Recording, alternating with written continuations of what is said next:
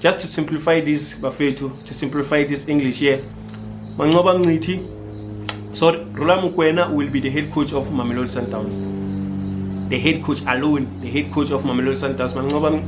Rhulani Mokwena will be the head coach of Mamelodi Sundowns. Steve Khompela will be the assistant coach. Then Mnqoba Mqithi will be the additional member of the technical team, like a senior coach.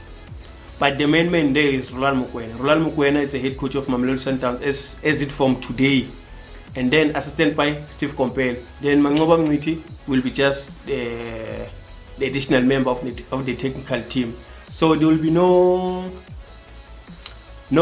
co-coaching thing happening. The era of co-coaching has come to an end. So yeah, guys, it is what it is, Bafetu. If you haven't yet subscribed, please subscribe, like, comment. Let's grow the channel together. But much love.